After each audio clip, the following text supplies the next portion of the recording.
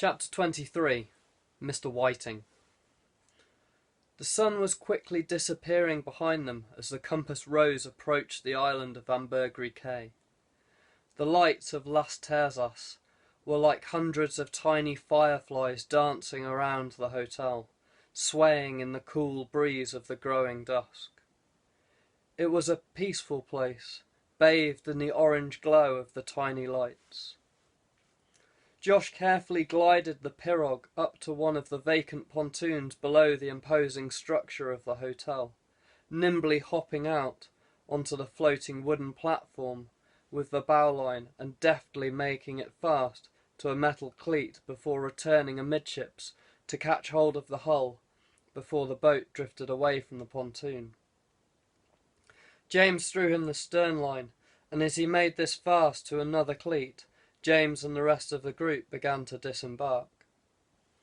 The palms around the ground gently rocked in the cooling breeze of the Caribbean, casting twirling patches on the neatly kept lawns of the gardens.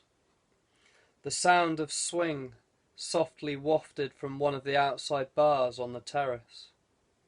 They followed one of the garden paths up from the waterfront to the hotel and headed for the reception desk to inquire where they would find Jack Whiting, the Australian billionaire and owner of the magnificent hotel.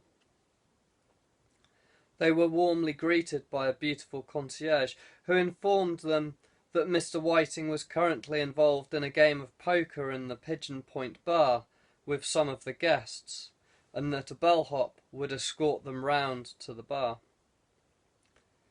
"I hope you've brought your checkbooks. These boys play for serious cash," the young bellhop said, as he guided them around to the bar. "Well, that depends on whether Mr. Whiting is feeling lucky or not," Chris replied, his voice full of confidence. Chris had always been a keen poker player, and had on occasion been known to drop into one or another of the London casinos with virtually no money on him, and proceed to clean out a few of the high rollers at the tables in a matter of hours. The only problem was that he wasn't always the best at keeping hold of his winnings, and he would often spend it as quickly as he had acquired it. For him, money was something to be used. He wasn't interested in being rich. Wealth didn't interest him.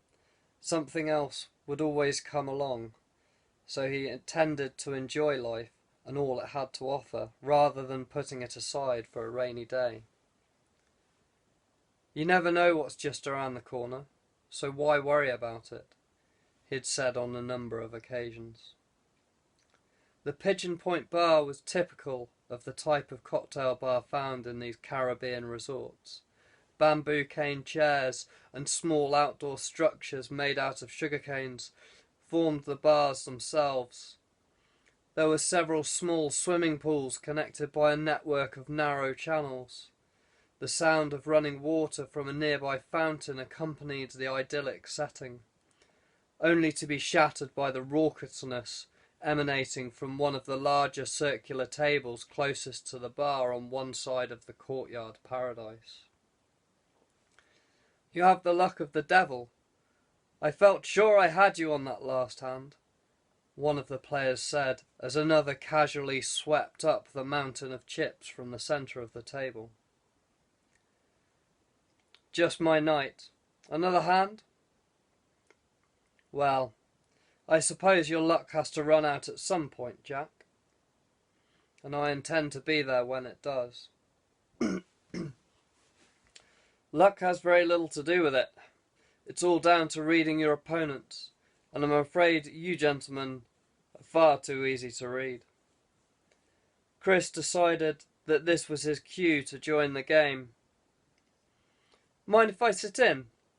he said as he walked up to the table. "Not at all. The more the merrier, Mr. Flack. I don't remember seeing that name on the hotel guest list." "We've only just arrived with our friend Josh Palmer," Chris said. "Well, welcome to my establishment. I hope you enjoy the experience, Jack said, with a knowing smile as he heard Josh's name being dropped. I'm sure it will be memorable. What are the stakes? Big blind, 200, little's 100. Are you sure this is a good idea? Remember what happened the last time you got into a proper high-stakes game? James said under his breath into Chris's ear. As I recall, I finished up from where I started with.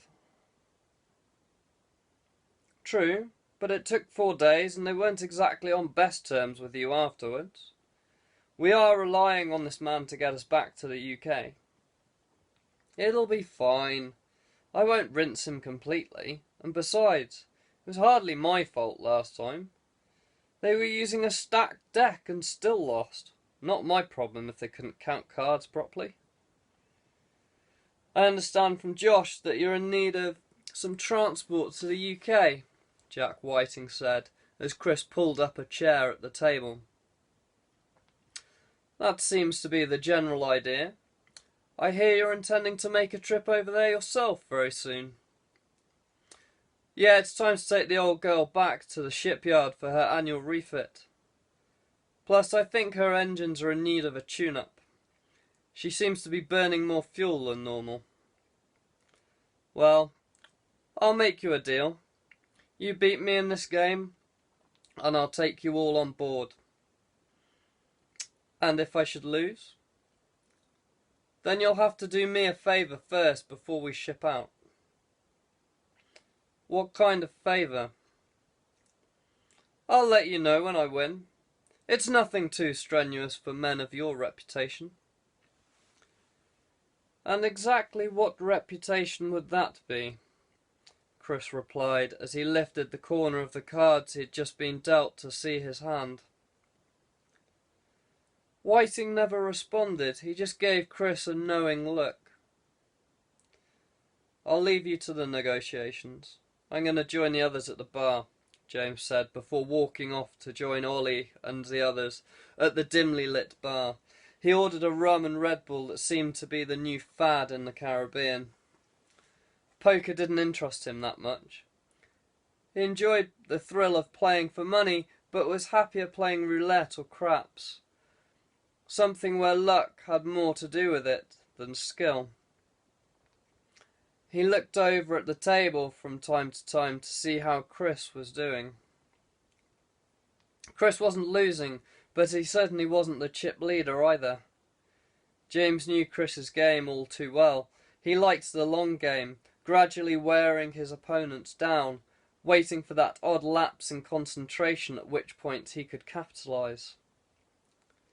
It was nearing midnight when James and the others decided to call it a day. It had been a long few weeks, and they were all in need of some long-awaited sleep in more comfortable surroundings than the ones they had recently experienced. They left Chris at the poker table and headed off towards the hotel's luxury accommodation. By this time, Chris had accumulated a substantial pile of chips, but he wasn't even close to catching Jack Whiting. Many of the other players had thrown in the towel as the stakes began to rise to levels where the game became a bit too rich for their liking. Soon there were just 4 players remaining around the table. Chris, Jack, George, a Texan oil tycoon, and a thin-looking man called Jasper. The latter seemed to be a man of few words, and was very cagey about what he did for a living. Not that Chris took much notice. He was far too intent on clearing up to really take much interest in the man. This was a mistake that he would later come to regret. At around 3 in the morning, George finally called it quits. I almost had you there, partner. You've cleared me out. Fellas, it's been a real pleasure, but my bed's calling. Time to kick these here boots off and get some shut-eye. If it hadn't been for the river, I think probably would have, Chris replied, knowing full well that had it not been for the last card, he would certainly have lost, and would now owe Jack Whiting a favour in the morning. I think it's about time for a break, gentlemen. Shall we say half an hour before we continue? With the blinds increasing to $5,000 and $10,000? Jack said, casually watching Chris carefully as he spoke. If you really feel you want me to take all your money, that's fine by me, Chris replied, and Jasper nodded in agreement. James tossed and turned as he tried to fall asleep. After living rough for the last few weeks, he couldn't just seem to get comfortable in the luxury comforts of the five-star hotel. He ended up throwing a couple of pillows off the bed and sleeping on the floor. Even then, it still wasn't quite the same as the jungle surroundings he'd become used to. He knew it would be a while before he could sleep in a proper bed again. Devon couldn't sleep either, but not because of the luxurious surroundings. It was due to so many thoughts running through her mind. Her life had completely turned upside down since she had met Chris and James, not to mention those historical theories that she had taken to be gospel, which were now disintegrating before her. Things that were generally accepted as being fact were nowhere near to reality. She already had enough to write at least 2 papers, but would never be able to publish them without becoming the laughingstock of the entire historical community. It vexed her that she would never be able to share her discoveries with the world, and it appeared there was still a long way to go before she would reach the whole truth, if she ever did. By 5 in the morning, the players had decided to call it quits. It was evident that Chris and Jack were evenly matched. Neither man was prepared to up the ante now that the stakes had reached stupid levels, and it was clear that no one was going to make that final move and go all in.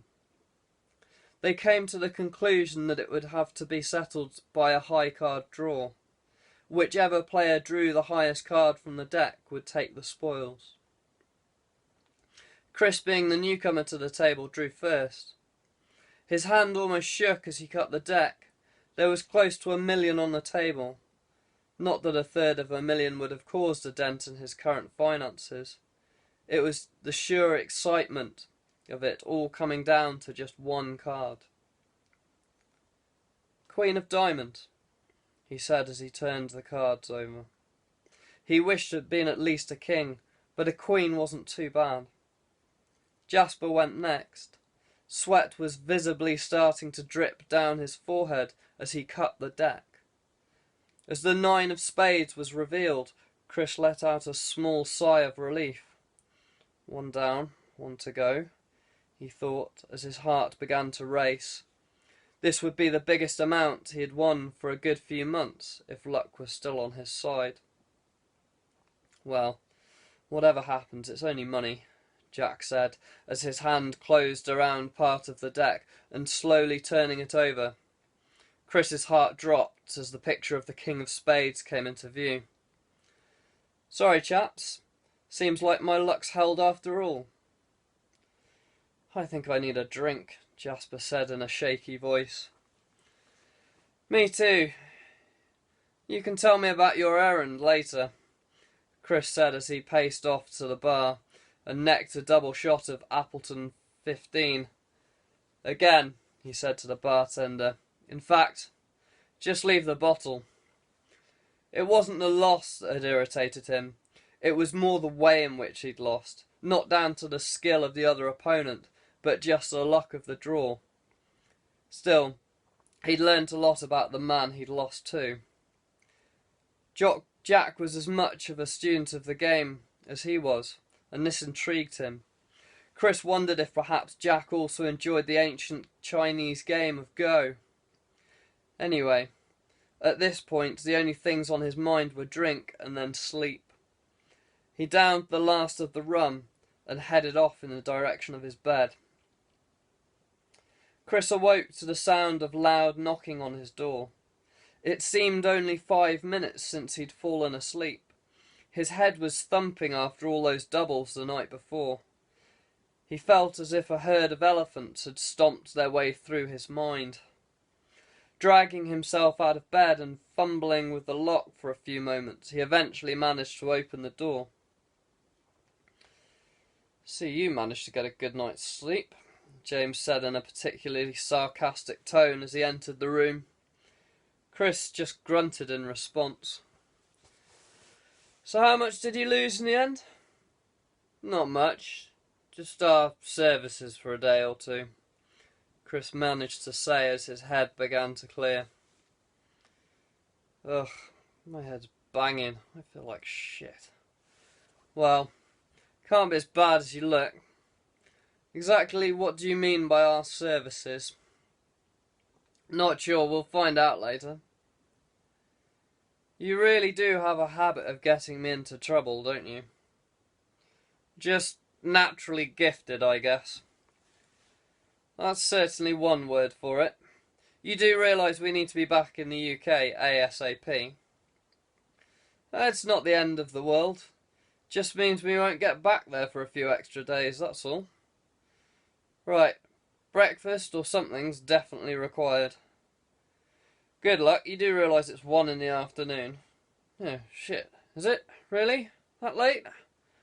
"Well, food then. And coffee. Lots of coffee." "I think a shower wouldn't go amiss before you do anything else. You stink." Chris sniffed one of his armpits. "Might be a good idea. You get used to it after the first week." "Well, now that we're back in civilization, I don't think that the tramp look is a good one for you." "Probably not." "Right, well, I'm going to go and find the others. See you in a bit. You'll find fresh clothes in the wardrobes provided by our host." "No worries. Now where the fuck does one find a shower around here?" Chris asked more to himself than to James, who was already halfway out of the room. Chris found the others down on the terrace, sitting around one of the large round cane tables. Everybody looked as if they were in need of the rest in the tranquil setting. They had, after all, been through a lot over the past month. He joined them, ordered half of the menu and sat back on one of the chairs to soak up the bright December sunshine. Jack Whiting made his way from the manager's office out onto the hotel terrace. He decided to give his new acquaintances some time to relax and enjoy the tropical surroundings of his hotel paradise for a few hours before approaching the subject of his little errand that he had bet Chris for the night before. He knew that they wouldn't enjoy it, but that wasn't what concerned him. His concern was that he didn't know if he could trust them. It was a rather sensitive matter, and although Josh had recommended them, he liked to know the people that he chose to employ for these sorts of things. In general, most of his wealth came from legitimate business deals, but from time to time he delved into some less than legal activities. This was one of those occasions, or rather, the fallout from one such activity that had spiralled out of control and had been playing on his mind for quite some time. "Sorry to interrupt you, gentlemen, but I was hoping to have a quiet word," Jack said as he approached the group. "Not at all. I was getting a bit bored of just sitting here, to be honest," Chris replied. "Shall we go for a walk and discuss the favour I have in mind? Ladies, please stay and enjoy the ambience. Ollie, Gaz, you may as well keep the girls company. I think we'll be a while." Chris and James left the group and walked off with Jack down one of the garden paths that led to the private beach of the hotel. "The problem I have is a rather complicated affair. When I first looked into setting up the hotel here on the island, there was a lot of local resistance. A few palms had to be greased to change public opinion. And let's just say that a few people had certain connections that had ways of changing people's minds. What I didn't realise was that they would then start to call in favours. As far as I was concerned, they'd been paid for their services, and that was the end of it. Exactly what kind of people? James asked. Coastal smugglers, drugs and guns mainly. They've recently been applying pressure on me to use my yacht to smuggle some of those items into the European market. Something that I'm just not prepared to do. I tried to explain as much to them, but unfortunately they did not react very well to this, and have threatened that if I do not do as they ask, there will be repercussions. Repercussions of a rather violent and nasty nature. I was hoping that you may be able to change their minds and demonstrate that they should look elsewhere. How large an organisation are we talking about? They cover most of the Caribbean, and I believe they have ties to Los Rojos, the Colombian drug cartel. You do realise that the Colombians do not take kindly to being told no, and you may be better off doing what they ask. I thought that gentlemen of your reputation might know ways of dealing with this sort of thing. We have dealt with similar situations in the past, but our resources were slightly more extensive than we currently have at our disposal, James replied. You can have as many resources as you need. That's not a problem, believe me. We'll have to discuss this with the others before we can make a decision, and probably do a bit of recon. I have the inkling that there might be a way of solving the problem, but I'm certainly not promising anything. This could turn out to be a rather brutal affair, and by no means straightforward, Chris said as they made their way back along the beach towards the hotel. Jack left Chris and James to discuss the situation with their friends.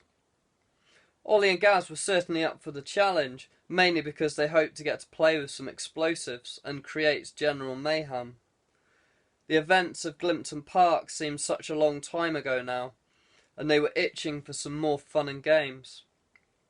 After much discussion and smoking by James, they all agreed that although this was a pretty crazy thing to be getting involved with, they didn't really have another option. After all, they really needed to get back to the UK. They spent much of the rest of the day enjoying the tranquil scenery, relaxing by the side of the hotel pool and planning their next move. In the evening the men enjoyed a few hands of poker before turning in at around about 11. Tomorrow was going to be a long day.